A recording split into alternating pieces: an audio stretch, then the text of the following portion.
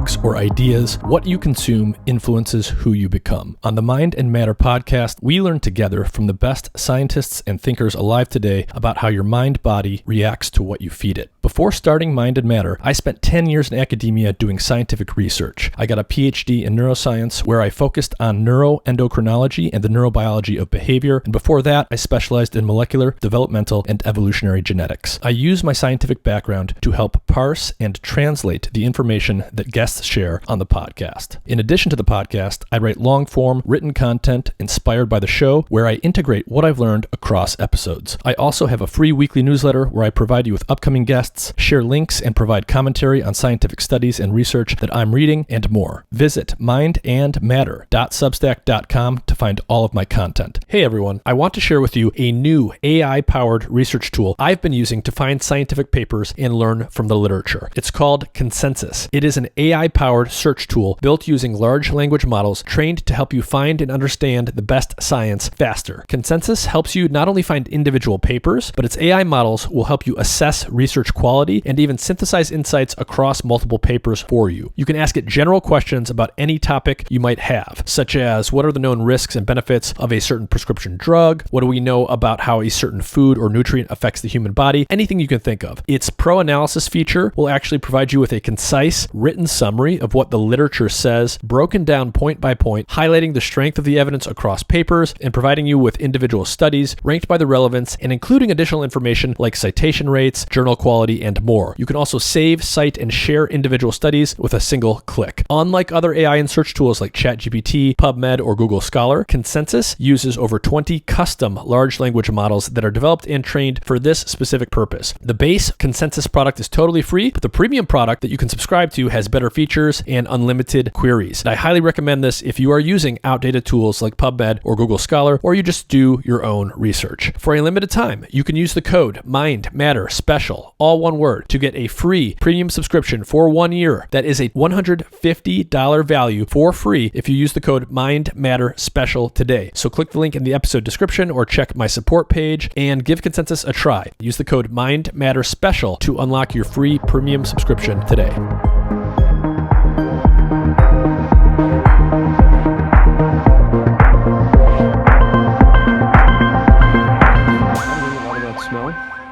By just trying to build it, deconstruct it, change it, pop it, twist it, etc.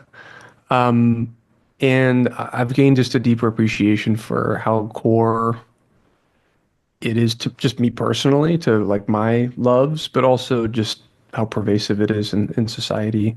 I mean, the thing I would love to dig into today is, we published a paper in eLife about the relationship between biological metabolism and scent. Mm-hmm. And I haven't published anything on the topic since then, but I've done a great deal of work on the topic, and I've learned that relationship is actually much deeper than I appreciated.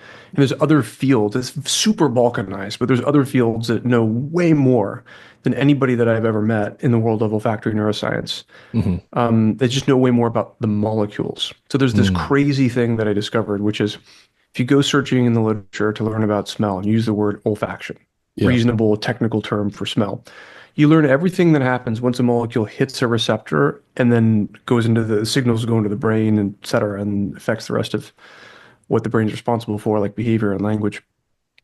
But what about everything before that? Like, where'd the molecule come from?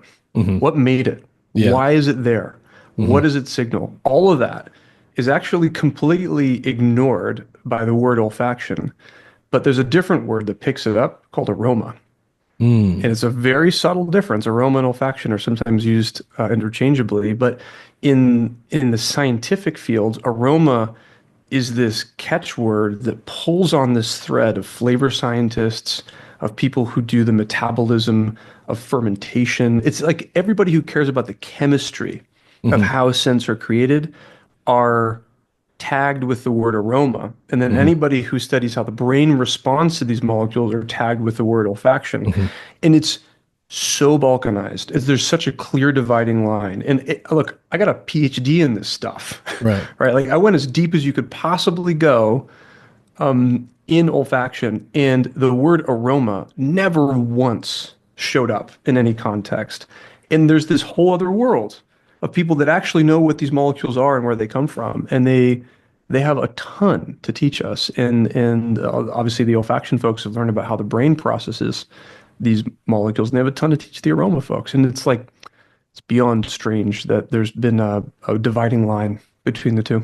Yeah, yeah. So I mean, what you're saying is, literally, if you look up one word versus the other, this Yeah, word will be plugged into a largely distinct part of the literature.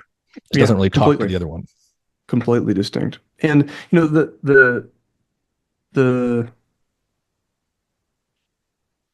the thing that I've come to realize sounds so stupid when you just say it, but scent is just molecules. Like what you're experiencing when you take that sip, if it's tea or if it's coffee, Hmm. all of the perceptual experience is mediated by just molecules. Easy Hmm. to say. But where do they come from? Because not all molecules have a smell that could have a smell. Hmm.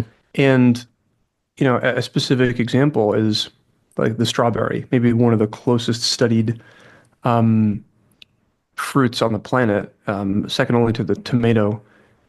There are maybe 10,000-ish molecules that are emitted by a strawberry, right? Hmm. Unique compounds that leave the confines of the strawberry flesh and get into the air. And maybe 1% of them have a smell, can be Hmm. detected Hmm. at reasonable values. But in order to perfectly recreate the smell of the strawberry, you need just 14. Hmm.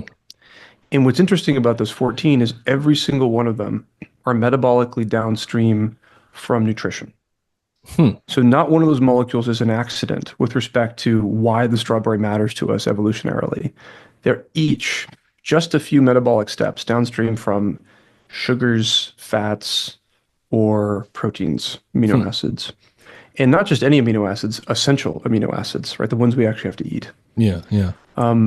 I think there's something, it's so obvious and like easy to state. It's like kind of duh, but it's, I just don't see people talking about this. And it's Hmm. become a very deep fascination of mine because it blurs the boundary between the sender and the receiver Yeah, of yeah, chemistry, you know? yeah. And like when you think about aroma and you think about olfaction and why an animal why certain things would smell and why certain things wouldn't. You can think about it from, say, an animal's perspective. I might want to smell certain molecules in the strawberry because they're going to be signifiers of what's in there that my body needs. It's its nutritional content. If I'm the strawberry, I might quote unquote want certain things to be smelled to attract, say, a pollinator or to repel another creature. And then, of course, there could just be things that are just byproducts. They might happen to smell or happen to not smell, but they're not really intended, scare quotes, by the sender or the receiver to be smelled. And so how do you start to like think about things in that kind of ecological context in terms of Yeah. why our system evolved to pick up certain things? Yeah. So fruits, flowers, and vegetables have had about a 500,000,000 years to collaborate and compete with their pollinators and their predators Mm-hmm. on the surface of the earth. And I just, when you look really close at these things, the boundary between the flower and the bee gets super blurry, Mm-hmm. right? It's pretty clear that, so take Lepidoptera, for instance, take caterpillars and the butterflies they turn into. There's some beautiful work from the 1970s that basically shows that caterpillars are speciated to feed on one kind of plant. And in a way, it looks like the caterpillar and the plant is one species because they're so tightly bound together. Mm-hmm. And it could be that, a plant evolved a new defense, and then randomly one day one caterpillar had some kind of chemical nullification of that defense or mechanical nullification if it's like spines and the caterpillar has some way of getting around the spines. But then you've created this syncytium of ostensibly two species that have to exist in lockstep with each other. If one dies out, the other's gone, Mm-hmm. right? Mm-hmm. And that just makes the picture a little more complicated than what you learn in college biology, Right. It's like but it seems it's to like be an the case. external mitochondria. Yeah, Yeah. exactly. And like, why not? Like, what? Like, Yeah. life is super weird. Like, why can't that happen? And you notice that also for orchids and for some tree fruits, some orchard fruits. So there are orchids, I think there's an XKCD cartoon about this, but there are some orchids that look like they are imitating the sexual characteristics of insects that have long gone extinct. Hmm. And it's kind of like this museum of evolution, or a thumbprint that has outlasted the thumb Yeah. in an interesting way. And you see this for some tree fruits that are too big and too tough for, let's say there's monkeys in a forest area that are eating fruits. There are fruits that exist in certain ecosystems that are too tough to be eaten by anything that exists today, but are basically a perfect match for megafauna that have gone extinct. Hmm. And for whatever reason, those trees can still, they can procreate because the fruit falls to the ground, eventually rots. But they really look like they were evolved to be eaten when they were ripe by animals with bigger jaws that don't exist in that ecosystem Yeah. anymore. Yeah. And we're kind of, although a million years is a long time to us, that's kind of a blink of the eye.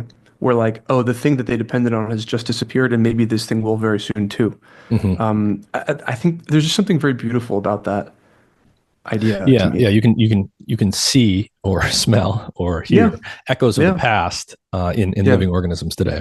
exactly. Yeah, Yeah. Going back to your what you mentioned about strawberries, which is interesting. You've got 10 on the order of 10,000, say, molecules that are emitted by the strawberry that could be smelled. Only a subset are smelled by us, and it's yeah, presumably the subset that are smelled by one creature might not be the same as for the next creature. And yeah. you mentioned that the things that we can pick up on that are in the strawberry aroma, they are things that are metabolically relevant to us. And is that because, so when I start to think about olfaction relative to other senses, where my mind starts to go is, well, when I think about the visual system or the auditory system or any other sensory system, right, the systems have evolved in order to be good at tuning in to certain features of that modality, like certain parts of the visual spectrum of light, and to ignore or not even be sensitive at all to other ones. So to what extent, Right. like, when you mentioned that there's this very small set of things in the strawberry that we actually detect with our olfactory system, to what extent did we evolve the ability to detect just those things versus lose the ability to detect all the other things? To what extent is our olfactory system ignoring things versus just only being tuned to metabolically Yeah, relevant things? yeah. First, just for folks to be able to follow along, there's a guy named Professor Klee, Klee, that devoted seems like his professional life, to tomatoes and strawberries. Mm-hmm. And so there's a paper by Goff, and Klee, that lays this out in a very convincing and succinct fashion about how few molecules matter for the core perceptual object that is the strawberry. Mm-hmm. I don't know where I'm borrowing the words from, but I'm kind of in piecing together literature. I kind of think of everything that is emitted by an object as the metabolic object, right? So there's the Yep. volatile metabolic object, everything that comes out that could possibly be detected. Mm-hmm. And then there's the molecules for which we have any ability to detect them at reasonable concentration. So Mm-hmm. in the metabolic object is a subset, which is the olfactory object. So things that could have a smell. Yep. And then inside of the olfactory object is this core skeleton of the things that we need to actually detect and that we're the most sensitive to. And if you mess with those molecules when you're reconstructing the smell, you no longer have a strawberry. You get something Mm-hmm. else. And in some of the literature that's called key food odorants, KFOs, there's a kind of a German group that's been studying this concept for some time. And it's usually a shockingly small number of molecules, like 5 to 40, that actually comprise the kind of essence of an object. And it's a controversial claim, right? I think there's still more work to be done. So why? Like, why is that funnel of why are we not sensitive to all 10,000 molecules? For RGB, which is the basis, across which we're sensing color and image, that is a span of just the spectrum of light that the sun emits. Right? Mm-hmm. So if you just plot like how much intensity in terms of like electromagnetism is coming from the sun, there's a big bump in what we call the visible spectrum. and RGB tiles that bump, Hmm. right? So like the prior over color is what the sun is shining on us. And in a sense, we have to ask what the prior over scent is, Mm. right? What molecules have been put into the air? And then of the molecules that are put into the air, which ones, if we detect them early, help us live longer? Hmm. And the molecules that are put in the air are overwhelmingly those made by life. Overwhelming, Yep. Yep. right? I need to go back to some of the references, but it's like I think 50 billion or it's 50 billion or trillion tons of biogenic VOCs in the air, right? Hmm. The anthropogenic VOCs I think are less than that, but it's a lot of isoprene, it's a lot of CO2, it's a lot of things that are the off-gassing of life. Isoprene and CO2 being the terminal states of biological metabolism. You can't go past that. It's kind of the end of the sidewalk, as it were. That's an enormous soup to sift through. Like every cubic inch of air contains, maybe megabytes or gigabytes of information about chemistry of the life that, was nearby or somehow contributed to that slice of air. We have to foveate chemically. So what do you choose to foveate on, right? The things that we need to detect are usually things we need to avoid Hmm. because they'll consume us, like fire or predators, or things that we need to consume ourselves, right? And there's a finite list of those things, right? We Hmm. need coenzymes, we need vitamins, we need lipids, we need carbohydrates, we need amino acids, Hmm. and a few other things. That's what matters for consumption. And then we need to procreate. We need to detect, conspecifics, folks that we can either have babies with, or that are our babies, or that are our friends. Hmm. And so that's not infinite in terms of the molecules that are out there. There's a finite set of molecules that kind of are signals to that. But what's interesting is every single one of those molecules is not volatile, right? So there's no nutrition that flies through the air. If Mm. that were true, we would be gaseous clouds, right? So ultimately, what we're trying to do is track down stuff that's leaking, Yeah. right? We're leaking chemistry all the time. There's a very, very thin slice of our metabolism that is catabolized into volatile downstream metabolic products. Yeah. That's what we're detecting with smell. So if you're going to engineer a system to try to basically invert metabolism and discover, okay, is there fat or protein or sugar nearby? You're going to want to focus in on the molecules that were directly produced somehow catabolically from those molecules and ignore the rest. Right. There's a great example that Arielle Johnson gave, and she wrote an awesome book called Flavorama. It just came out recently. And she has an example of two molecules that are pretty similar. And they both come from dye products. And dyes are really interesting because they often co-occur, like dyes in fruits, for instance, start to get produced when the fruit ripens. And that often has aroma changes, and often the aroma molecules are breakdown products of the dyes themselves. Mhm. Which makes sense. It's signaling that the fruit is now ripe and probably Exactly. eatable. Yeah. Exactly. So let's like somehow things have evolved to all be super tied together, which is biology's way, it seems. Now, some of those dyes can be turned into like vitamin A. Hmm. And some of those dyes can't be. They have no nutritional value, but they are dyes, right? They're Hmm. part of some kind of biologically necessary, kind of color structure. The molecules that are volatile, that are downstream of the dyes that can become a vitamin, are 250,000 times more intense to our nose Hmm. than pretty similar looking molecules that are downstream from dyes that aren't Hmm. molecules that can turn into nutrition. So they're both dyes, probably very similar chemical structure, but one is relevant to us and one is not. And the sensitivity is just vastly different between the two. Hugely different. And, I'm at this is kind of my nights and weekends science that I love to think about and do and read about and talk with people about. I have a lot of anecdata, man. Hmm. And I've done a lot of reading, but I don't have like a way to stitch it all together other than to share these really interesting factoids that Hmm. I can't stop thinking about. Yeah. Yeah. But I mean, sometimes just talking about it is how the stitching starts to happen.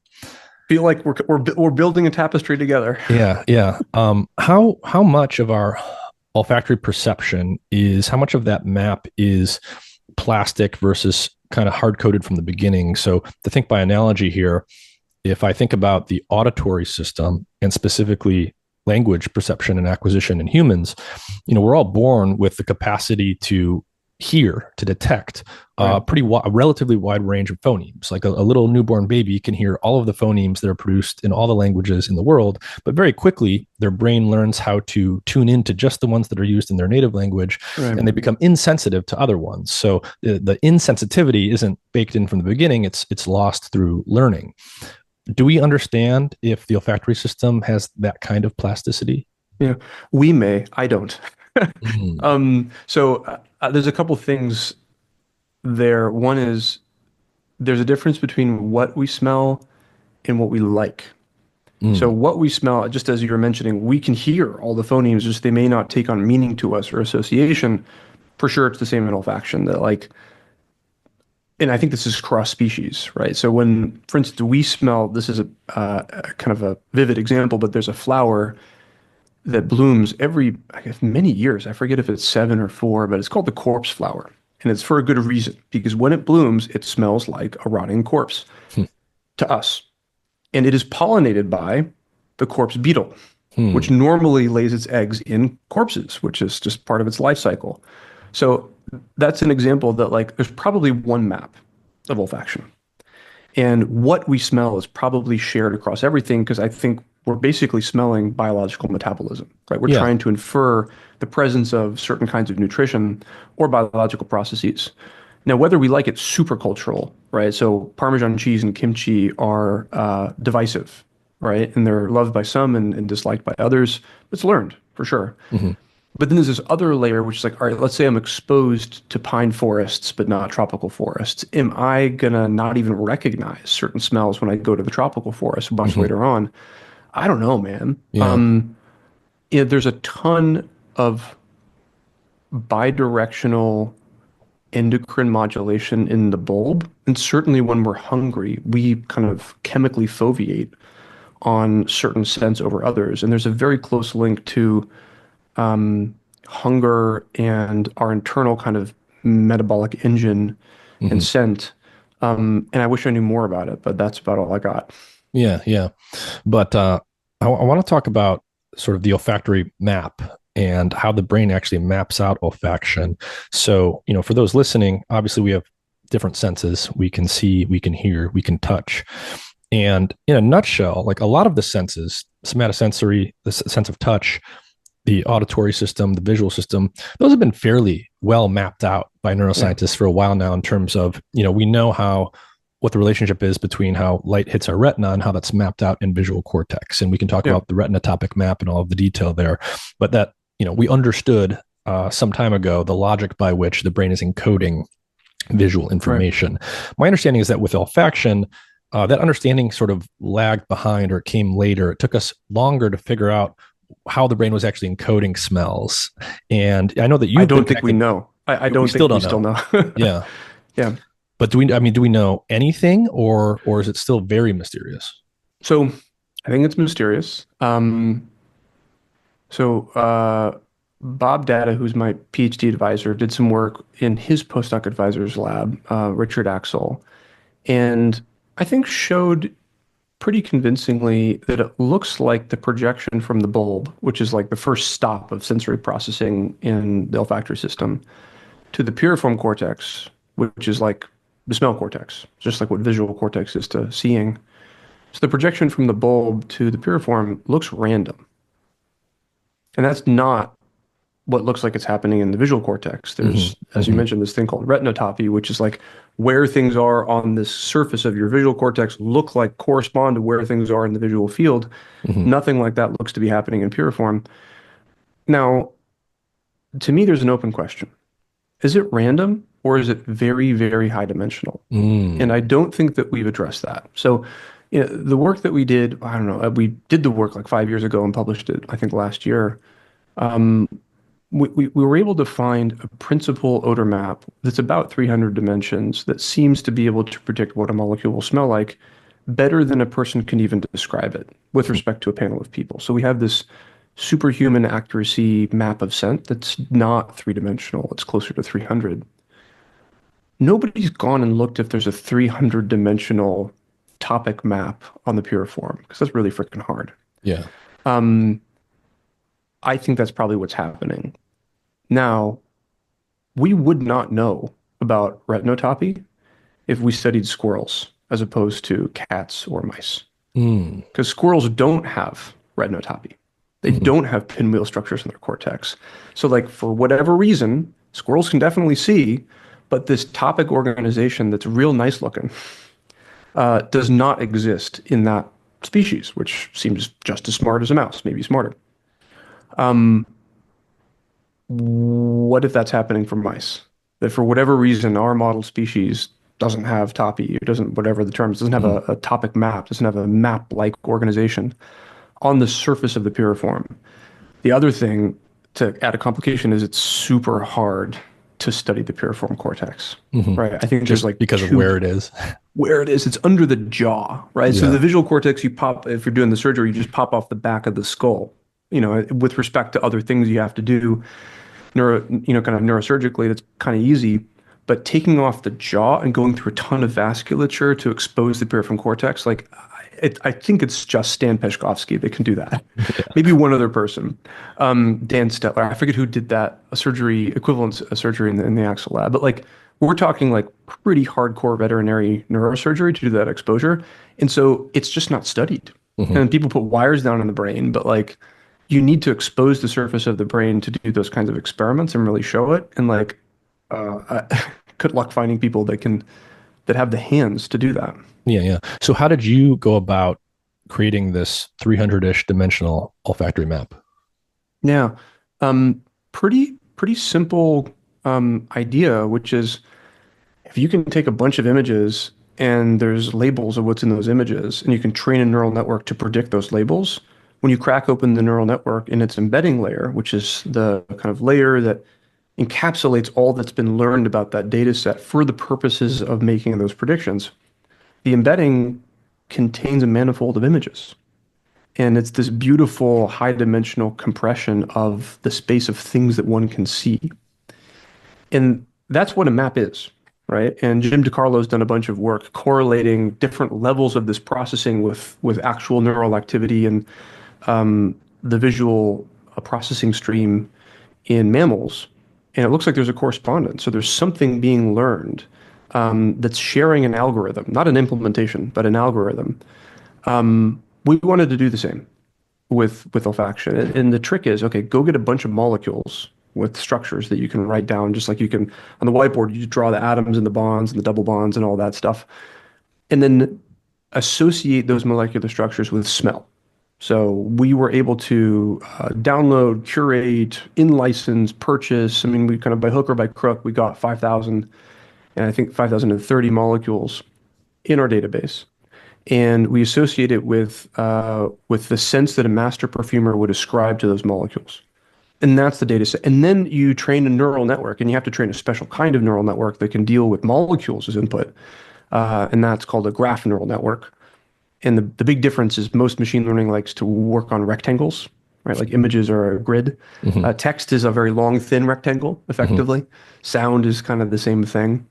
But molecules are not that, right? They can have a variable number of nodes. They can have weird connectivity. But fortunately, at Google Brain, in the years running up to when we decided to do this, some really brilliant people had figured out how to do that for the world of chemistry. And we just we drafted off of their brilliance and combined this idea of graph neural networks with the data that we had collected. And then there's a lot of art and craft that went into actually fusing those two together. But then we made predictions, and it turned out that that model could make state-of-the-art predictions better than anything else when you transfer learned it to basically any olfactory data set that we were able to get our hands on.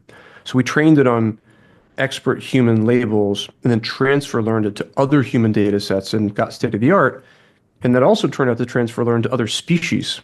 And that's kind of what got us excited about something that's deeper biologically there. And then, what you want to do is prove to yourself you have something real. And so what we did was we predicted the scent of almost 1 million molecules, and we kept those predictions secret. And we picked 400 of those molecules that were structurally really different from each other. They were structurally different from our training set. It's really critical to prove to yourself you have something that works, is to go kind of out of distribution.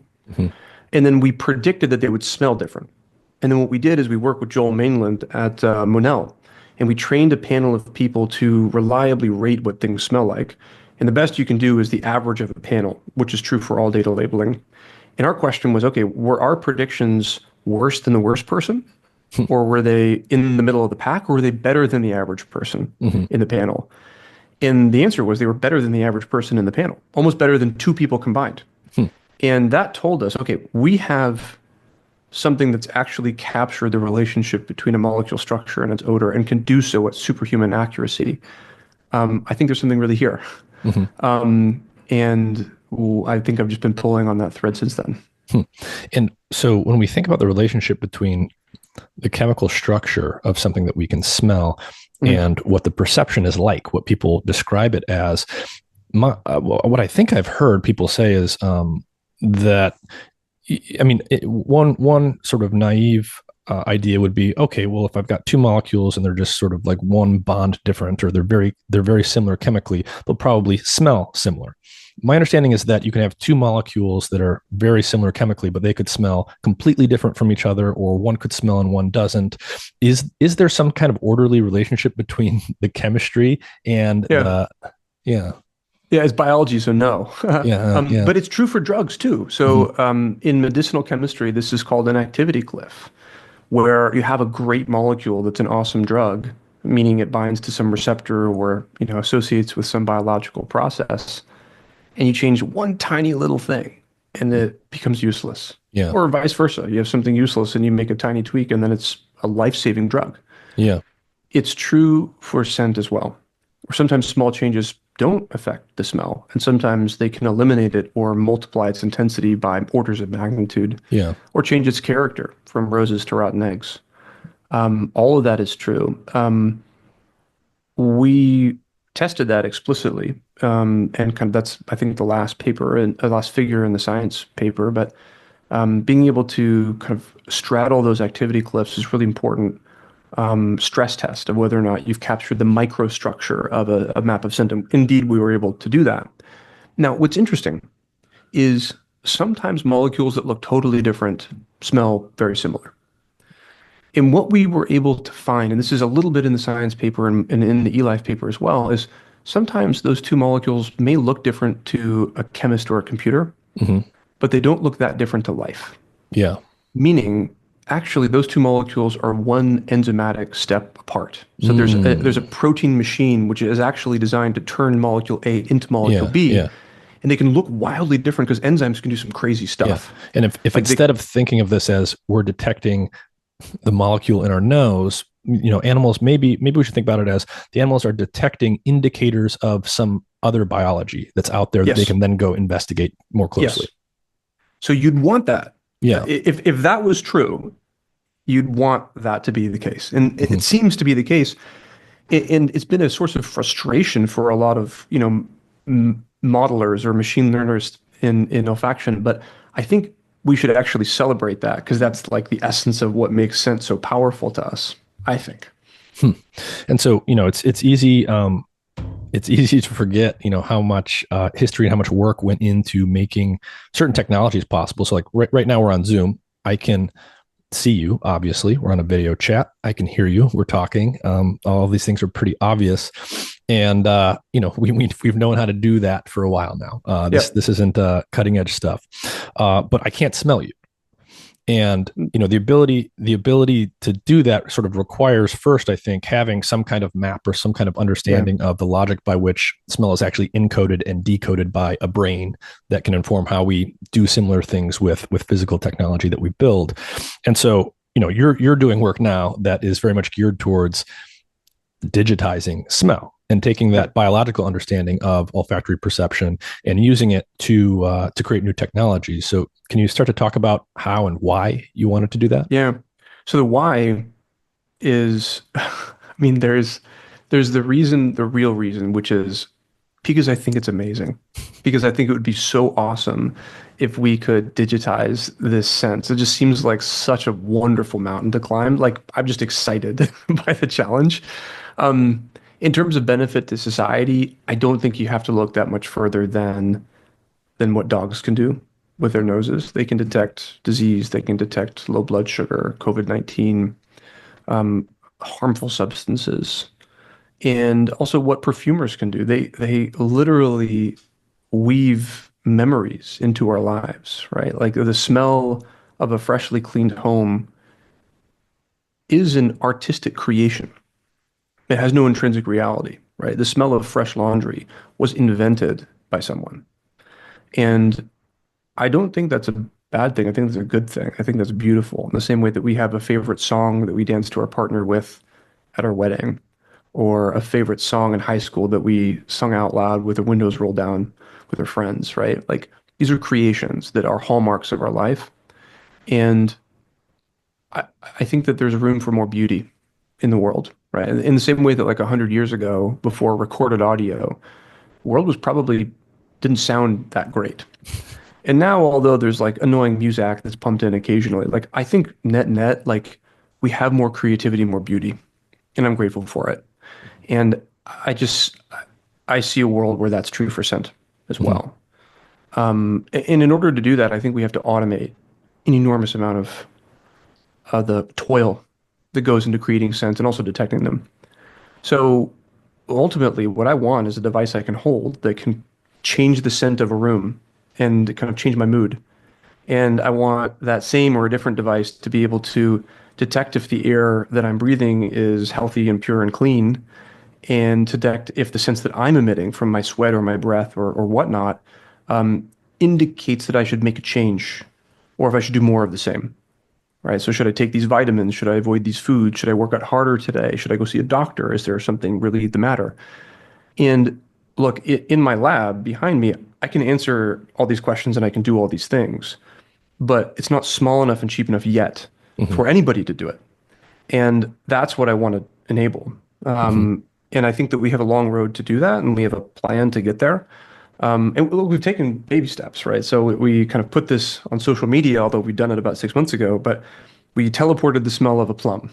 So we Mm. took a plum, physical, fresh summer plum when they were fresh in the summer.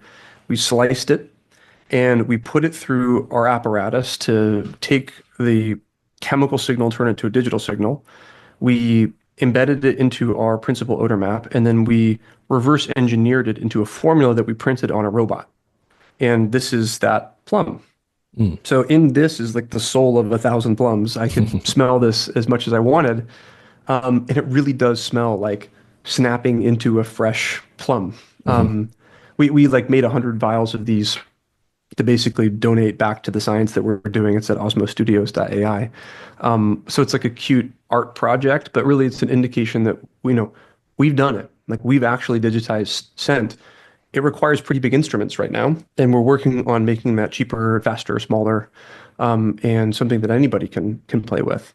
So we've got some really cool stuff we're working on, and that'll Mhm. come out throughout the next year. Mhm. So in theory, one place this could go is, at some point in the future, we could hop on a Zoom chat. I'm catching up with my friend Alex. I can see him. I can hear him. We're talking. I could say, Alex, what'd you do today? And you might say, well, I bought these flowers for my mom, and then I Yep. could smell them. 100%. Right. Or it's like, hey, like this is my little baby girl Yeah, and she yeah, smells amazing. Like, yeah. like, let's enjoy this like family moment together. Hmm. Or like, oh, I've got a fire going, right? It's like Yeah, warm, yeah, kind of comforting holiday vibes, like, come into my home virtually. yeah, yeah. Or just like, hey, what are we going to eat tonight, man? Like, let's go sample a bunch of different, cuisines on, some version of Grubhub that has the ability to digitally sample aromas. All that's going to come, right? Like, if you fast forward 100 years, Hmm. you can't imagine a world where that's not possible. Like, Hmm. it's just gonna be here. The question with Osmo is like, okay, do we have all the pieces to just fast forward that? Like, can Yeah, we make that happen in less than 100? I think in like 5. yeah. It looks like the answer is yes. Hmm. And then, don't trust us until we don't believe us until we do it. But we're hard at work. Yeah, and there's lots of different potential applications we can talk about. So feel free to sort of take the reins and move us in a different direction based on Yeah. what you guys are working on and making the most progress on now. Yeah. But one area that I want to ask you about at least is sort of the medical and Yeah. therapeutic side of scent and Yeah. olfaction. So as you mentioned, we know that diseases can be smelled by dogs, for Yes. example. They can tell if you Yes. have certain diseases. The Yep. applications here are quite obvious. You could build a device that could do Yep. non-invasive disease detection very Yep. early on. Yep. What do we know there, and what are the possibilities for Yeah. that? So there's a mountain of evidence, like a big haystack, Mhm. that disease produces volatile chemicals that leave the boundary of our skin and can be detected. The haystack is made of a bunch of tiny studies that are all individually flawed, but they're flawed in their own separate ways. And so I really think that the evidence accumulates as opposed to collapses. There's been no one knockout study that really convinces me, you know, puts the nail in the coffin that says, yes, this disease has this scent and it is made of these molecules. I think there's a ton of anecdotes that are beautiful, like Mrs. Milne, who can smell Parkinson's disease. And I think that there's been subsequent studies running down what that chemical signal is. And like at every step of the way, yeah, like there's more work to be done to really nail that. The problem is that these studies are super expensive to run, right? So Mhm. if you want to really get a chemical analysis of one scent in a way that you might if you were in an academic lab or even in an industrial kind of biotech context, thousands of dollars per data point. Really, because there's a lot of expert operator time. So where we focused our energy at Osmo is making running those kinds of experiments very cheap, and we've done that. They're cheap for us now. Because guess what? Like getting really good at fragrance, which is mostly the volatile kind of effluvia of fruits, flowers, and vegetables. Those are just the molecules that life produces. And it turns out that the molecules that mammals off gas, which are largely mediated by bacterial colonies that are eating our sweat and then kind of exhausting their own molecules, there's a ton of overlap there, right? Especially if you move from fragrance and also start to include flavor molecules, right? Like a lot of stuff in cheese, in meat, the volatile analysis of those foods are basically tantamount to the volatile analysis of us. So we've gotten really, really good at understanding the metabolic off-gassing of living things. And we've kind of set ourselves up a platform which is going to allow us to strike out into human health and wellness applications. Mhm. The way I think about, I mean, stop me if you want to have a different conversation, but like we have a pretty firm view of how to tackle this now. And I've just studied the failures. I've studied what I consider to be some of the qualified successes. I think we need to start in the fragrance industry. And we need to get really good at designing scents that people love. And the very simple reason is that you can get paid for it today. Mhm. And that's pretty prosaic, but like the money has to come from somewhere, man. Yeah, which can be used to And pay for these other things that might take longer, be a bit more of a moonshot. exactly. And like I view every single dollar that we make in Osmo as an opportunity to reinvest in the science. Mhm. I'm here to do Osmo for the rest of my life. And what I want to do is create a virtuous cycle of revenue and of data that helps us strike out into even crazier domains in the future. And we just have to be super pragmatic that like, okay, like we're not default alive. Like we depend on venture money now, which I think is a better fit than government money for what we want to do. But like, no, I'd prefer to like make people's lives better and like build products for them. And so we're very focused on that. Every, ounce of improvement to our capabilities to design and, create fragrance makes the platform better, which makes all the other stuff that is kind of in the future easier. Mhm. We still do incubate work. So, one other area that we've focused on is in supply chain. So this is weird, but if you buy a real pair of Air Jordans and then you buy a fake pair of Air Jordans and you smell them, Hmm. they smell different.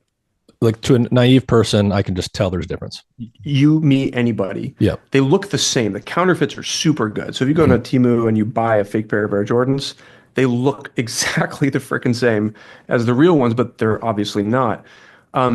They smell wildly different. Hmm. It's just a super apparent. So we've actually deployed some of our scent sensor technology at StockX to sniff out fake shoes. So that's an example of like, okay, we're edging towards this new frontier, and we're doing it in a way which is self-fulfilling, kind of self-funding, so that we can, like, I care about going far, not necessarily speed running in an unsustainable way. So I want to make sure that we're moving towards our ultimate goal in a way which we can really keep up. And then that's like, so we've got fragrance as a frontier. Most of our focus is there. We've got security, supply chains, so just like kind of keeping supply chains, safe from counterfeits. We have some work there, small team. And then in human health and wellness, right now we have nobody, maybe like a half a person thinking about it. But we're going to grow that because I think we've over the last 2 years tackling this frontier for at least for us in the way that we want to do it has shifted from impossible to merely just very hard. Hmm. And I think 2025 will start to really take a very close look at that. Hmm. And so talk a little bit more about what you guys are actually doing and what's possible in the fragrance industry. Yeah, I'm not a perfume and cologne guy, but obviously a lot of people are. There's yeah, lots of different perfumes and colognes out there. Some people like some people like others. yeah. Is there a need to be able to custom design Yeah. new So stuff? the short answer is it's a very big industry and people are launching products all the time. Hmm. And a lot of those products have fragrance and they should because it's enjoyable and it creates associations. And there's only 50 companies in the world that do that. Hmm. And look, we're not very big as a company. And so we can't make the fragrance for these giant multinational corporations that, launch a product globally. But there's a lot of smaller brands, and actually that's where a lot of the kind of business growth is. There's a lot of smaller brands that might have a little bit of shelf space at Whole Foods or Hmm. might be direct to consumer. And they they want a fragrance that is unique, so it's not a copy. They want a new one. And most fragrances that you get if you're not spending a lot of money are copies, frankly. And and they want it to be safe and they want it fast. And using AI, we're able to, it's generative AI, but instead of for images, it's for sense, right? We can Yeah, create yeah. things that are truly new and we can use various statistical techniques to ensure that it's a safe scent and ensure that it's the most affordable version of it that you can get, or ensure it's the most ecologically friendly version of it you can get, and we can do it fast. And so we don't really have an answer for the big companies, but I think that we're a very, very good fragrance design partner for the middle companies, Yeah. and the small ones. And can you give us a sense of what this looks like in practice? So I'm a small brand. I've got some Yep, product line and I want a yep, fragrance to go with it. yep. What does the process for doing this look like? Today, and this is going to change early next year, but today you email fragrance@osmo.ai and you say, man, I really like a fragrance. And here's what I'd like it to smell like, and here's what I'd like it to cost. And And it can we smell take like that, you can pick any type of smell you can think of. pick anything. So you say, I really like Baccarat Rouge, and I'm making a chapstick, and I just want more cherry in Baccarat Hmm. Rouge. I want a chapstick that's like that, but more cherry. And I've run my numbers, and I can afford to pay $40 per kilo for this fragrance. And I'm going to buy, 800 kilos of it. Great. We're off to the races, right? So what we'll do is basically instantly turn that around for you and give you a sample. So like, this, for instance, this is a sample that I'm running to a customer right after we talk, and it contains a scent that they requested, and we made it for them last week, and we've scheduled time today to go smell it together. Hmm. And so you mentioned that you've got methods to ensure safety here. And one of the Yep. things that's sort of a topic that is explicit or implicit in a lot of the podcasts I do is that, Yeah. a lot of the things that we make, a lot of the artifacts of modernity are essentially, leaching components of themselves into the environment, Yep. whether it's microplastics or pharmaceuticals or Yep. food additives. There's Yep. stuff in the environment that we sort of assumed was going to be inert or okay to But is be not. near or Yeah. in our bodies, but we now know that that's not the case. What are some of the risks here when you're designing novel molecules Yeah. now and go into Well, our nose? so there's two pieces there. So we do make new molecules. We register them with the EPA, and there's a series of tests you have to run that basically go after each one of these kind of questions. So does this break down in wastewater treatment plants? Mm-hmm. Right. So does it actually return to the carbon cycle? And that's a test that takes under a month to run, and it's a blocker for us. So if we don't pass that test, the molecule's dead, right? Yep. We don't develop it further. And then there's various tests for irritancy and allergenicity for the eyes, the skin, and the lungs. Hmm. Those are all tests that the EPA says use this test. And if it passes, you're good. If it doesn't pass, you don't have a product. And we build AI models to predict the outcomes of those tests, so we don't waste money Yeah, advancing yeah, molecules that won't work. But of course, we run the actual real tests, yeah, yeah. and then we advance molecules that pass. And so there's a series of checks that are in place to make sure, hey, this molecule, first of all, it's got to smell great, it's got to be cheap, but then it can't hurt the environment, it can't hurt you and me. Hmm. Um, and those are things that we can measure with reasonable certainty with the biological assays that we have. The trick is when you start blending fragrance, especially if you're using naturals like essential oils, you can start to pull in things that you didn't think were there. And it's been our experience in reverse engineering some fragrances that there are things that are there that should not be there. And you can't know that unless you have a mass spectrometry lab. And I Hmm. think that's very, very frustrating. But things like phthalates, Yep. um, there are some molecules that are debatably endocrine disruptors that we've seen. There's molecules that are known allergens, but just under the reporting threshold. So it's in there, but it's not on the packaging. Um, and one of the things I was surprised by, but I guess if you think about it, it's not too surprising, but the the use of naturals, we think of that as like, oh, that's great. Great, it's Hmm. natural. But naturals often contain as much or more allergens than carefully chosen synthetics. And so it's a frustrating and confusing landscape because what's really in the product is not on the label. Um, Yes. and what we do at Osmo is, first of all, we know what molecules to avoid. It's pretty simple. There's like a big list of them. And if you, for instance, sell a fragrance to Target, they'll tell you what they are. And they'll say, don't use these. Great. Very, very easy for us. But then you might get ingredients from a supplier that accidentally include some of those things you don't want in there. And so what you have to do there is QC, quality control, everything that you use for manufacture. And look, it's a high burden. And the way that we try to solve this is just make that QC step really cheap. So we kind of never think about it. We just do it. Hmm. And if we find something that's problematic, well, we take it off the supply chain. So that's kind of how we deal with it. We just try to be rigorous and Hmm. careful. And like, look, nobody knows everything. So we're sometimes we're looking at molecules whose structure we don't know, because it's never been described by science before. But when we see a molecule whose structure we do know, and we do know there's an issue, it's easy to take steps to take it out. And then, so another, I think, fairly obvious application for digital smell, and you can tell me if you guys are working on this now or this is just a possibility or a probability for the near future.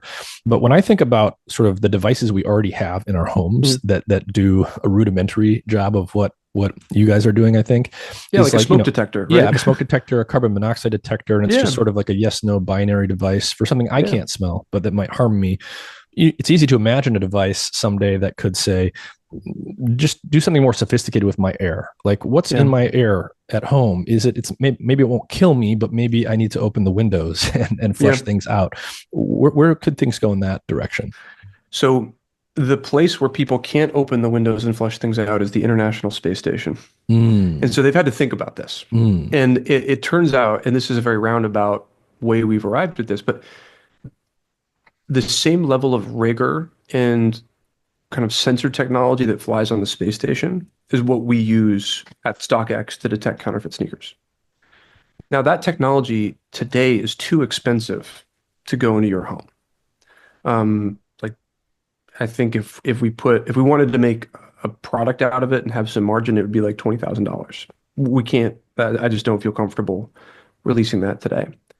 I think there's a path to make that affordable, though. mm-hmm, Right? It's not going to be $100 next year, mm-hmm. but I think we have a path to kind of make that progressively cheaper and have it every kind of unit of time. And I would love to have that in my home. And then I'd love it to be combined with an air purifier that could somehow actually act on it. Um, I have a Dyson at home, and it basically is just a particle counter. Hmm. So it's measuring aerosol particles that are, above 2.5 microns. And when I turn on the stove or when I sneeze, that number goes up. It's actually kind of a fun thing. I've been learning like what causes particle counts to go up. It's not breathing, it's coughing, which is basically sloughing off aerosol from deeper in your airways. There's a researcher and a entrepreneur named David Edwards who's taught me a lot about this stuff. I think it's fascinating. And then gas stoves are horrendous for particle counts in apartments. And so I've just been obsessed with this. But I think we could have even greater resolution. And if we measured it, we could build even better devices to filter it and to purify the air. And then on top of that, like, man, I kind of want maybe add like a very faint walk through Pacific Northwest pine forest scent, right? Yeah, To kind yeah. of, calm me down, right? So I kind of want all those things bundled up together. Yeah, so someday we should be able to not just sort of detect harmful things that might be accumulating in our air at home, but to really just sort of custom design experiences, olfactory experiences. Totally. Totally. I don't know. What do you want? What do you want us to build for you? Well, I mean, I think an air quality device. I mean, that's one of the things that's top of the mind for me. Mm, Especially if it's like wintertime here, it's kind of cold yeah, outside. I have my windows closed often. I know that I need to open them with some frequency, right, but based on what I'm doing in my life, maybe I don't open the windows for a couple of days. And it's not like I'm breathing in carbon monoxide and I'm going to asphyxiate, but yeah, maybe mold counts are rising and I can't smell it yet. Maybe the house is just dusty or there's something else I don't even know about that's right, accumulating. Just having a way to remind myself to circulate and filter the air would be right. quite amazing. Interesting. Cool. Um, I'll get on it. So how Too expensive right now, but we'll get there. how how so when we think about the olfactory map, how Mm. olfaction our perceptions are constructed, like how much how much is that a solved problem for you guys that you can now go apply versus how much do we still have to learn about how to encode scents? Like, are you at the place where you can basically encode and decode any conceivable scent, any molecule that could be smelled, or So or at the mixture level, we're pretty good. yeah. And yeah, we're pretty good. At the molecular level, pretty good as well. In both cases, it's it's it's just it's like Moneyball, right? So you're not going to hit the dart in the bullseye the first time you try. Hmm. But if you have multiple at bats, like you can synthesize multiple molecules, you Hmm. can, blend multiple mixtures, you'll almost always find what you want to find. Hmm. And I think that the accuracy and the hit rate is going to go up over time as we just do more stuff. I mean, we've been doing this for just 2 years now, really concertedly, in the way that we've approached it for about 1 year. And so I think that things are working for us now, and we'll just keep the party going. Hmm. So in terms of like frontiers scientifically, like I, in my kind of daydream moments, I'm more concerned with understanding not how to make this map better. There's just people who are smarter than me that are working on that right now. I'm interested in like what it actually is, right? So Hmm. the kind of conversation we had at the beginning of our chat about biological metabolism, like, look, the map seems to be working, but it doesn't have a compass rose and it Yeah. has no biological meaning. It's just axes in an embedding space. And Hmm. I think we can do better there. But in terms of accuracy, like it's good enough to build products that help people build their businesses. And it's good enough to create fragrances that I personally enjoy and that some other of our customers enjoy. And I think that's pretty darn cool, but there's obviously always room for improvement. So we're always working on it. Hmm. And so, I mean, obviously, you got to where you're at now because you were doing AI stuff at Google, and you got to there in part because you were doing olfactory neuroscience stuff for your PhD. Were you always just like a smell nerd, or did it happen to turn out this way? I was always a smell nerd. I mean, so like I didn't know this was weird until about 2 years ago, but I can't form any mental imagery. So I can't see anything when I close my eyes. There's no pictures or movies when I dream. I just I don't have that Hmm. part of my brain can't form any. I can't imagine pictures, but I can remember smells like quite vividly. Um, so there's some wiring that I have that kind of maybe has pushed me towards smell, or maybe the arrow of causality is reversed. I don't know.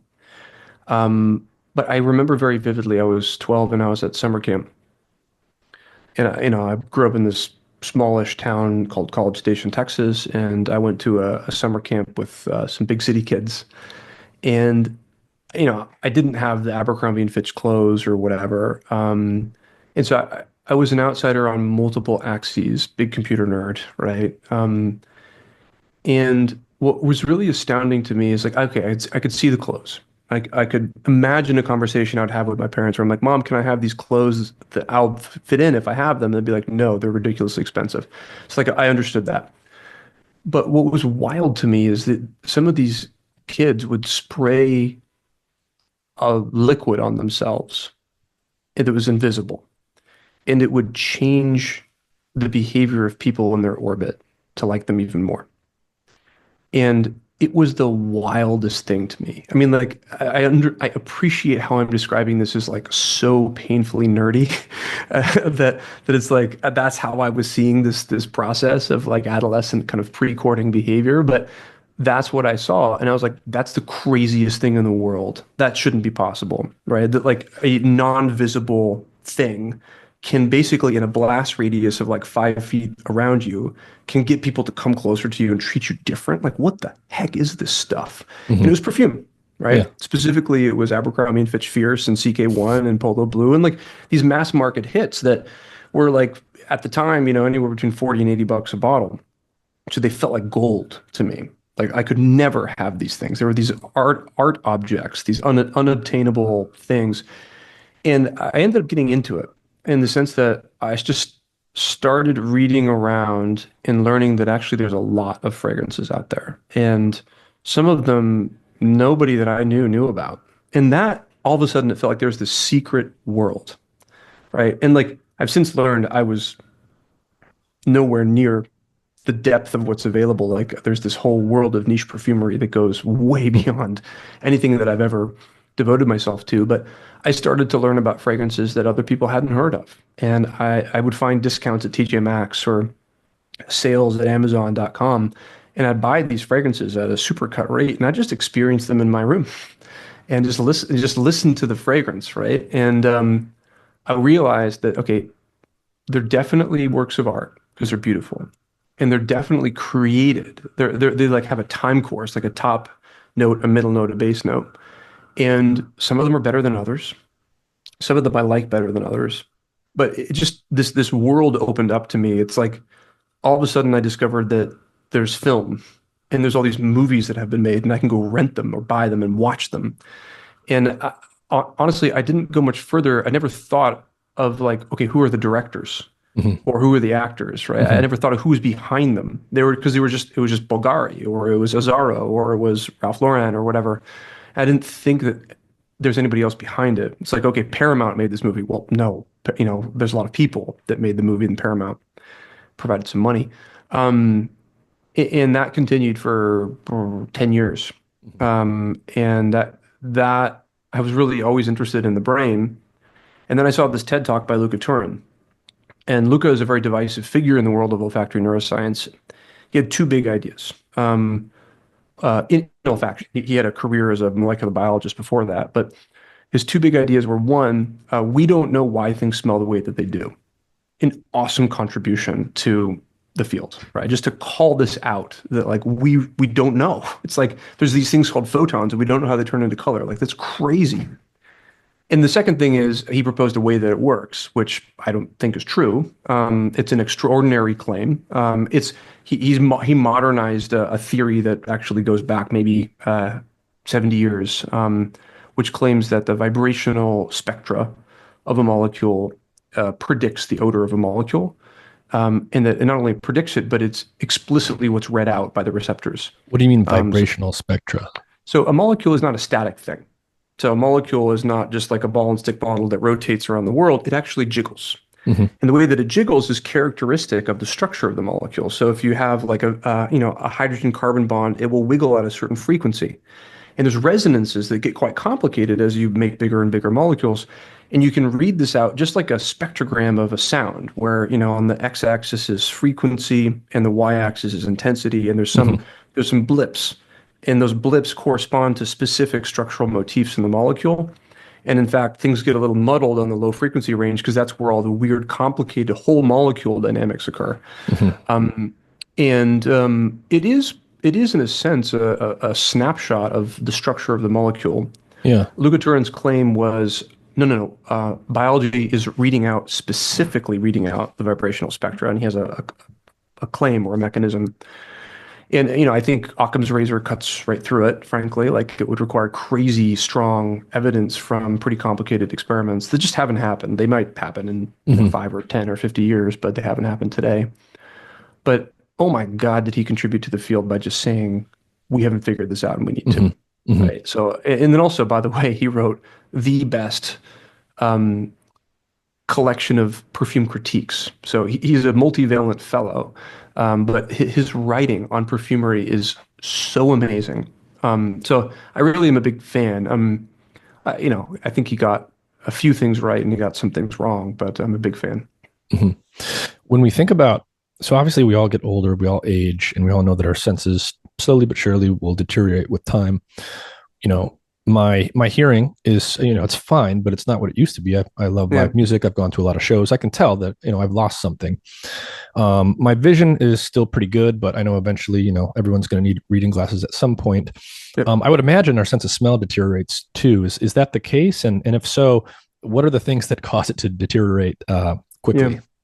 So it does deteriorate. And there's this weird finding, and I don't really understand it, but the worse you smell or worse you're able to smell, the more likely you are to die. Hmm. So there's a correlation between scent ability and all-cause mortality. I don't know why. Hmm. Um, so that's a thing.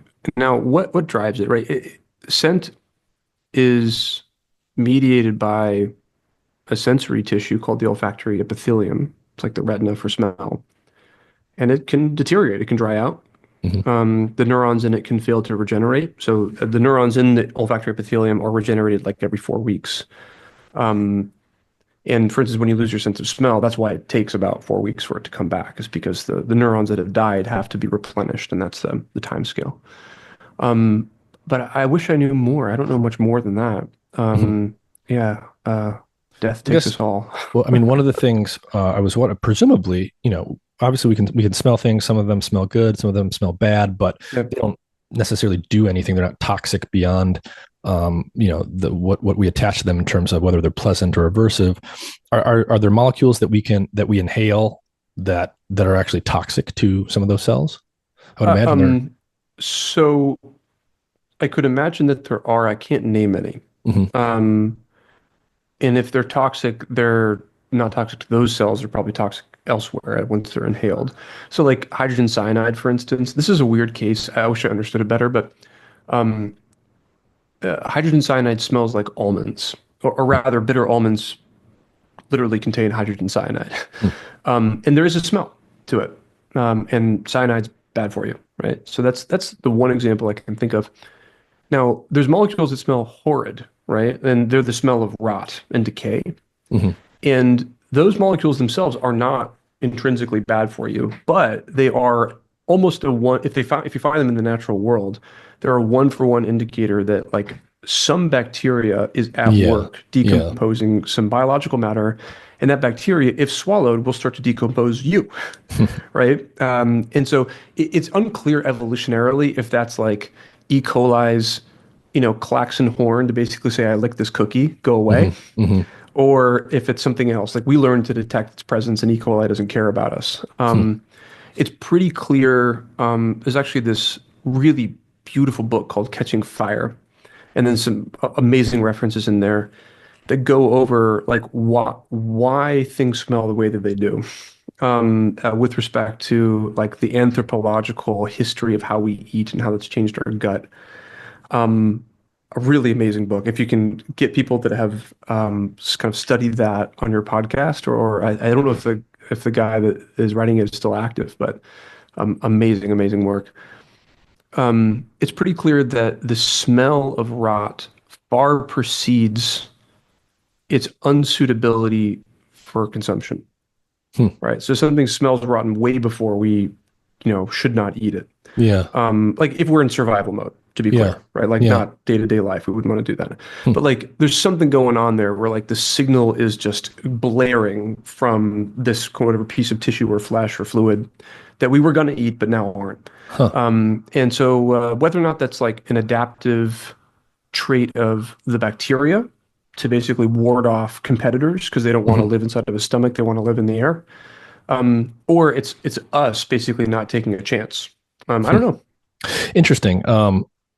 But just by happenstance, I was talking to an anthropology guy on the podcast not too long ago, and we were talking about human diet, hunter-gatherer diets, and stuff. And living today, we might not expect this to be the case, but apparently, a lot of hunter-gatherer groups actually prized rotting meat, and they would actually seek it out and eat it. So maybe there's some window of time where it might smell quote unquote bad, or to them maybe it smelled good, but it wasn't actually going to make you sick yet. But that was something interesting I learned recently. So like what's really crazy about this Catching Fire book is he makes a very compelling argument that if you cook or ferment, so it talks a little bit about fermentation. Ariel Johnson in her book Flavorama talks more about fermentation. But if you cook or ferment food, you increase the energy density of food by an enormous amount. Yeah. And you increase our ability to access that energy density through digestion by an enormous amount, right? So the amount of time that apes spend eating is a crazy amount chewing. Yeah. Crazy. And so if you cook the food, all of a sudden you've got all this time to do other stuff. And you can do it with cooking, which will, basically break down larger structures into smaller digestible ones. Or you can let someone else's stomach pre-digest it for you, which is fermentation. Yeah. And in some cases, if it's lactic acid or acetic acid bugs, you'll get kind of nice fermented kimchi or, towards miso, that kind of a thing. But I'm sure a little bit of rot is fine. So like aged meat is a thing. You have to cut off the edges if you age the meat because it's truly rotted, but it creates these incredible flavor profiles at the interior of the meat. And you can accelerate that process by using bacteria that, like if you buy koji, which you can get from a Asian grocery market or you can get from Amazon, it's basically Aspergillus impregnated starch, usually rice. It could be barley though, or some other starch. And you can powder it and you can just put it on meat. And these fungi, which is, by the way, that's the driving microbe behind sake and miso and shoju and all that. They have inside-out stomachs, and so they'll send out a bunch of enzymes that will break down sugars and fats and proteins. And you kind of want that because it creates these delicious, beautiful flavors and makes the meat or even vegetables more tender. So it's a kind of a fun and easy thing to do is to create what's called shio koji, which is buy koji from the store or online and put a bit of salt and water with it and then just like let it sit for a week. And then it's like this amazing marinade topping that is filled with enzymes that will digest sugars and fats and proteins and kind of tenderize things for you kind of on the fly. And so you've had an interesting path, right? You went from doing a PhD, being trained as a basic scientist, to working in the private sector on AI stuff, and you already had a background in computers, to now running this company yourself. What has that been like? And what I'm interested in right now is how, I imagine as a science guy, kind of like I was on a similar path as you. We get really interested in stuff simply because it's interesting, and we get excited about the science and the biology and the what have you. How do you balance sort of that part of your personality with the need to, the practical constraints of running a company and being profitable and managing the organization?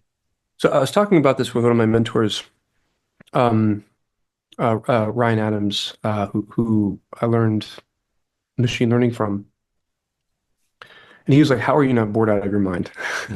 Because, running a company is different than doing science, right? But also by the way, running a lab is different than doing science. Like being a Right. professor is, I tell people that like, all right, you're a grad student and it's a pie eating contest effectively. And you win first prize in this pie eating contest.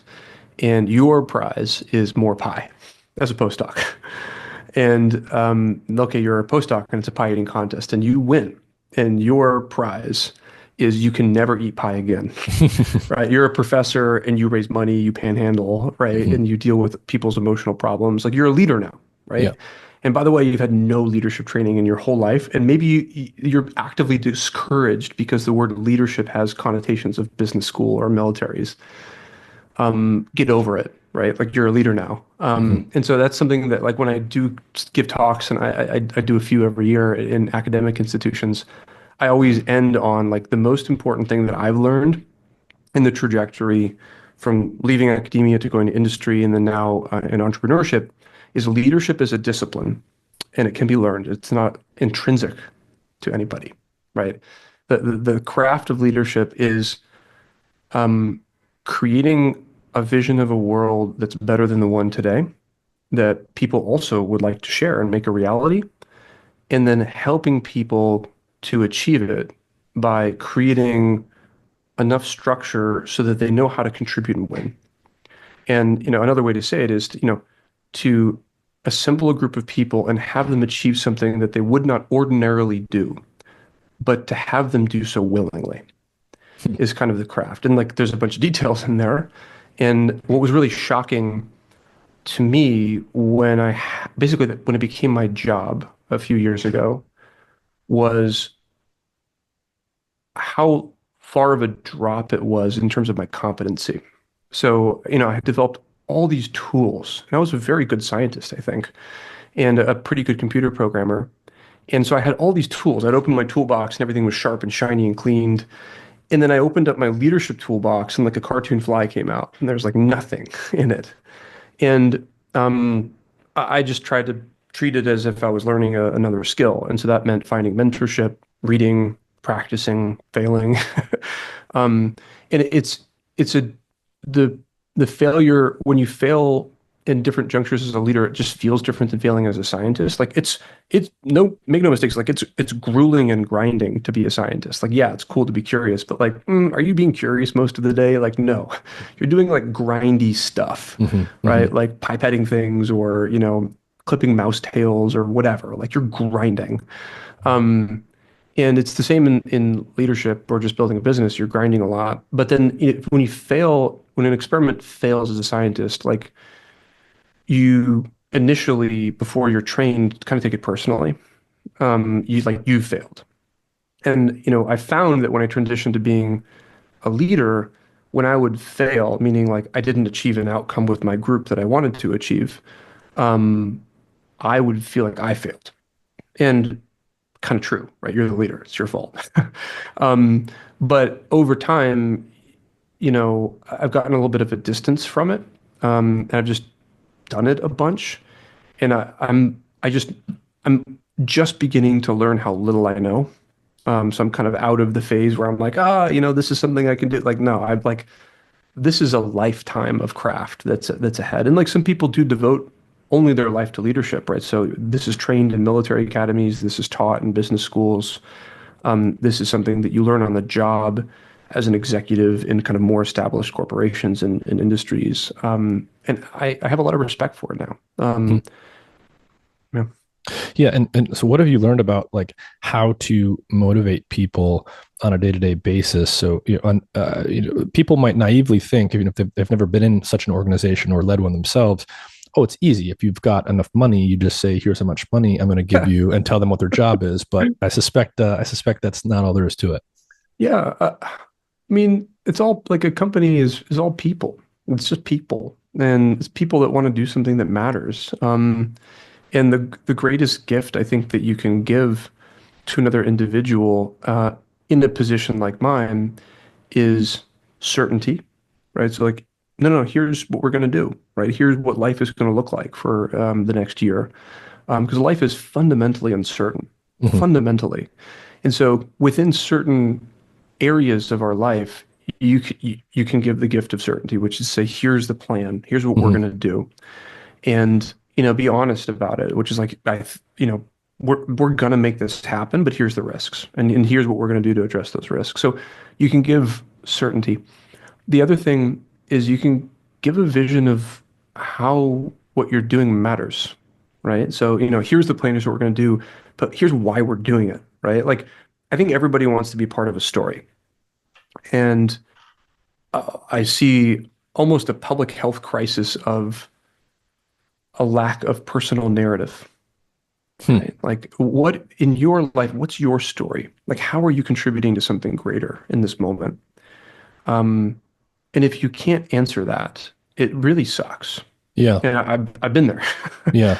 multiple times. Yeah. And I And suppose it's a good mission statement for a startup is going to speak to people in that way. exactly, exactly. And that's what it means to be like mission aligned. Like, there's all this corporate speak that actually does have some underlying truth to it. But being mission aligned means like, no, I like that future, and I want to contribute. And I think that's another kind of a gift. And then beyond that, I think there's a certain amount of structure that needs to be in place so that people know whether they're doing a good or a bad job. Like, for instance, if you go out on the field and you're playing a sport of your choice, like baseball, and you swing and you knock it out of the park, and you don't know that you got points for that, and nobody reacts to you, you're like, Right. Right. oh, what's going on? Like, I think I just crushed it. Like, why is nobody looking at me? Like, Yeah. so Yeah. there's a ton of just tribal structure Right. that's Right. required to give people reinforcement when they did a good job. Just like, Yeah. okay, that was awesome. Keep Yeah. doing that. Like, you just have to put those systems in place to let people know how they're doing. And look, if they're off track, or if they're behaving in a way that's not acceptable, or doesn't is not compatible with the values of the group you're trying to build, you have to tell them that too, which is like, hey, that's not okay. Try it this way next time. And in general, like that's just like that's a gift. It's a gift. Feedback is a gift, you know? Yeah. Yeah. What's how has your life changed in terms of, so you've got all of this responsibility, you've got lots of different obligations to different people. You're probably waking up and working quite a bit every day. You could probably choose to spend every waking moment of your life on company business.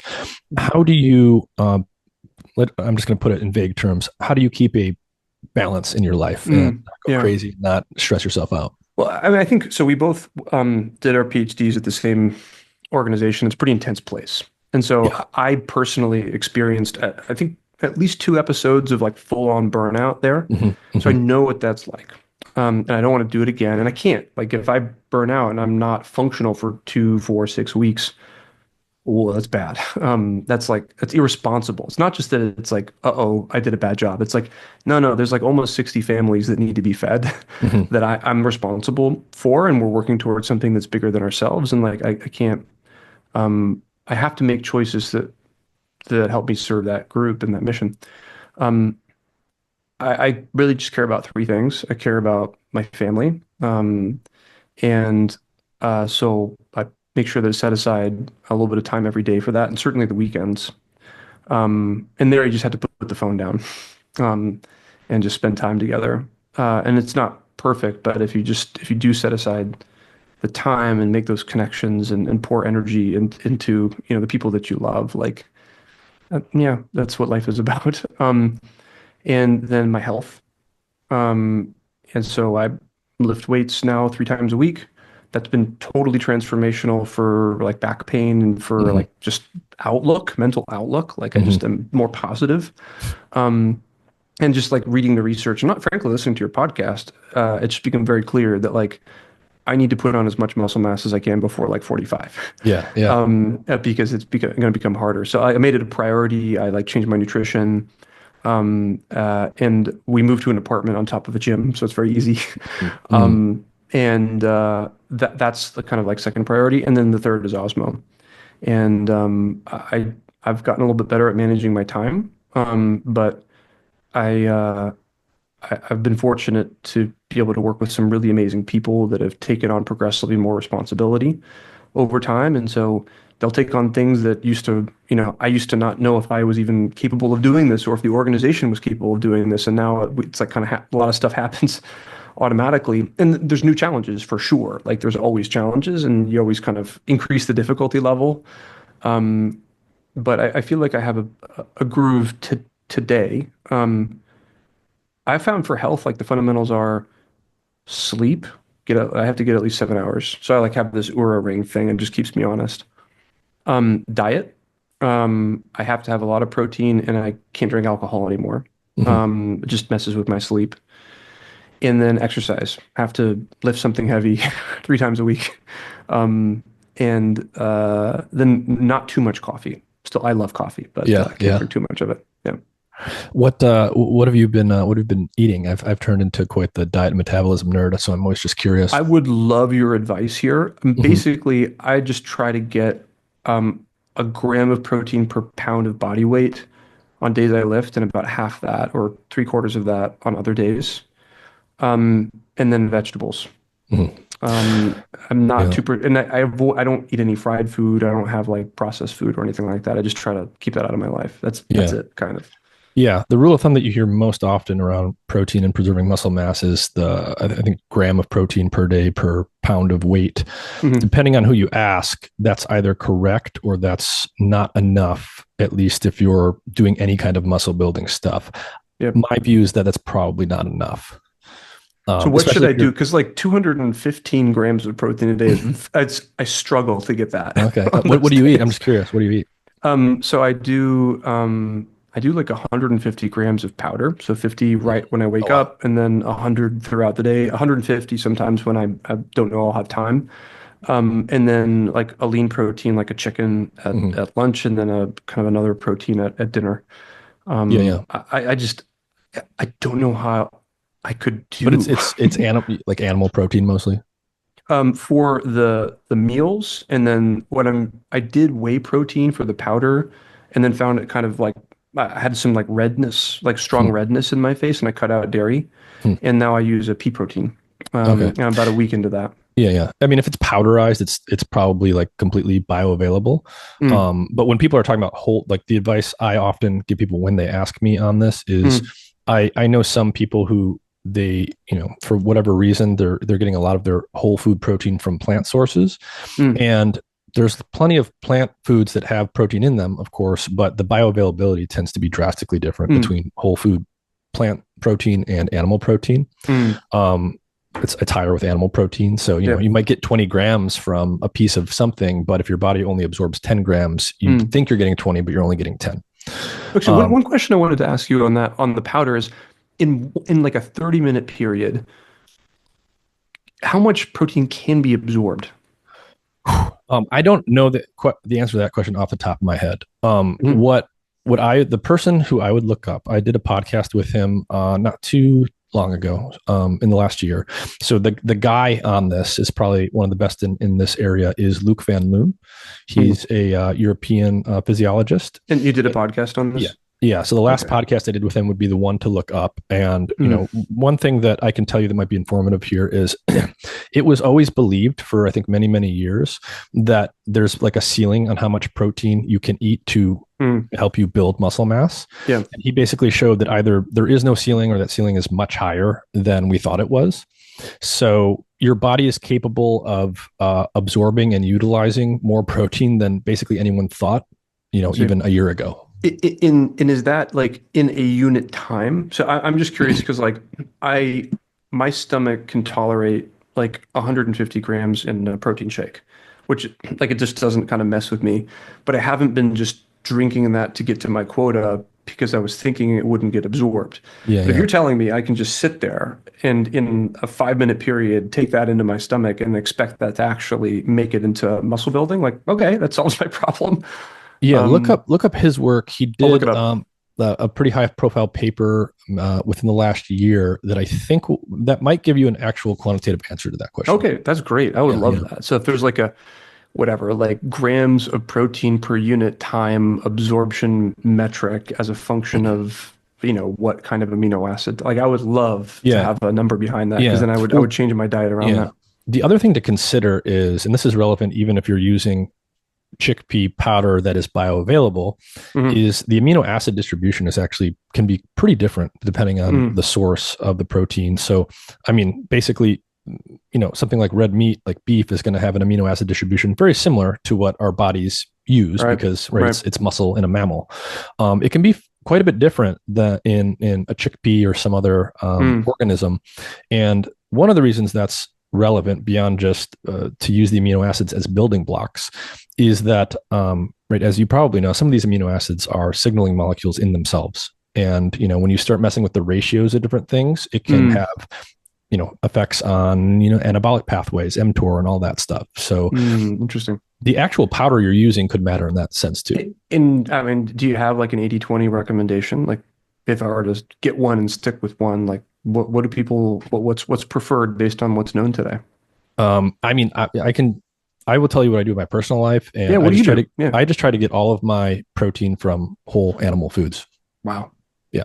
That's so hard and time I consuming. mean, I don't, right. It's not like I'm achieving 100%. So it's like, Yeah. yes, I eat some plants that have protein in them. Hmm. But I index pretty high in that way. Mm. So I eat a lot of grass fed beef, and Mm. I'm a big believer, and I eat a lot of eggs. I'm a big Eggs. believer Okay. in, you know, uh, choosing what you eat, but also paying attention to what you ate. So grass fed instead Right. of grain fed beef, Yep. that really informs the fat profile in addition to the Yep. protein and stuff. And that's just what I do. It's highly bioavailable. The amino acid distribution is going to be near to what I want in my body, Yeah. and it's more readily digestible than a Interesting. lot of plant proteins. Well, you give me a lot to think about. I mean, I might do a little experiment. So I kind of try new things in week-long blocks Yeah, yeah, when energy is available mentally to try it out. But I'll give that a try. I'm thinking like how operationally would I do that? Like, do I buy like 10 pounds of grass-fed beef and put it in the pressure cooker and then just like, eat out of yeah, that? Like yeah, it's yeah, a bit of like a like a trough kind of eating solution. Yeah, it's just the volume is what's a challenge, right? To yeah, get to yeah, that amount. Yeah. yeah. But yeah, no, I mean it's good that you're taking care of yourself and bulking up a little bit. I think Yeah, and honestly, like yeah, listening to your podcast has been a big part of that. It's like, oh, yeah, like Nick's always been very healthy. And I don't know, you've kind of gone really deep into some of the details. It'd be cool to get like, the mind and matter 80/20 guide. It's like, all right, yeah, here's the fundamental principles of that, like pretty easy to do. Like, yes, there's like a long tail of optimization that probably gets into like controversial and ambiguous like truth kind of like cutting edge research stuff. But like what are the unassailable, right? What are the things that are almost certainly true that we can all do? Like I would love to read that list yeah, if you put yeah. it together. No, I mean it's good feedback, but I mean one of the things on that list is when I say bulking up, we don't all need to be bodybuilders or anything. I'm Yeah. certainly not, but like it's just so clear that preserving muscle mass, or at Yep. least not losing it as you age, which you naturally Yep. will at a faster Yep. and faster rate as you get older, is critical. Yeah. And a lot of stuff actually in the longevity field ties into that. We don't need to get into that here, but that's definitely one thing, just preserving muscle mass by consuming bioavailable amino acids. Yep. Cool. So what's just give us a little bit more on what you guys are working on today at Osmo. Yeah. What are the things that are coming out in the near future that you're actively engaged with right now? Yeah. So we are pretty laser focused on designing and manufacturing safe, beautiful fragrance. Mhm. I think we've just done a lot of amazing science and technology. And what we've learned is the way that we can be most useful to the world in the next few years is to build a fantastic business making safe, beautiful fragrance. And so I think it's weird because you probably won't hear much about this because the industry that we serve is B2B, right? And Mhm. so like Mhm. we'll be at trade shows or whatever, but I don't know how flashy we'll be. There's some interesting little experiments that we're going to try. And you can follow along all of our product experiments and cool smells that we're going to release will be at Osmo Studios, which there's a URL, which is osmostudios.ai. And we already have this teleported plum as our first experiment. We're going to have more that I think will be really fun. The core business, however, will be, pretty prosaic stuff. And I'm proud of that, frankly. Like we found a way to contribute and we found a way to use our science for good and to create some value in the world. And every dollar of profit that we make goes right back to the science. And so Hmm. we're pretty focused on kind of getting that machine running. Um, but the cool frontier futuristic stuff, like it's still happening at the company. It's super fun and just stay tuned. We're on Twitter and Instagram. I think we're also on Blue Sky, so Osmo Labs usually some permutation of that as a handle. And I just think there's some cool stuff that folks will see kind of coming out in 2025. Mhm. In the realm of digitizing scent, are you guys pretty much the only player out there, or are other people working on this stuff? There's a lot historically that have tried. There's some that focus just on the sensors. There's some that focus just on some kind of software solution. And there's some that focus on just the scent creation. And in most of those cases, we view those folks as partners to us. And what we're trying to do is stitch all that together. Um, there hasn't, other than, frankly, other than chemical detection of harmful substances for mostly government applications, and other than designing fragrance, there's been no other business model Hmm. for olfaction. And I think we had like a wake up call where it's like, okay, that's reality. So let's focus on designing fragrance. Yeah, yeah. And then I think we can invent the future from there. But there's companies that produce capabilities, and we think that we can stitch those capabilities together um, to build a bigger business together. Hmm. All right. Well, is there anything you want to reiterate? Any final thoughts you want to leave people with about anything we discussed today? Oh boy, I mean, like, if scent really excites you, and if you're obsessed with it, if you want to understand its mysteries and you want to be part of an awesome culture, I mean, we're curious and we're tenacious and we're kind people. Please do follow along. We've got like 10 job openings as of December 18th, 2024, and it's going to only grow. So if you want to join up and help us build something awesome, like please check us out. Otherwise, follow along. Just sign up for our mailing list or follow us on Twitter or Blue Sky or Instagram. Like, uh, there's so much cool stuff coming in machine olfaction. I'm really, really proud of the team that is working on all this stuff and would love to just kind of grow the community and grow the team with folks who the message resonates with. So just follow along. All right, Alex Wiltschko, good to see you, dude. Thanks for coming on. Good to see you too, Nick. Nick, thanks for the time.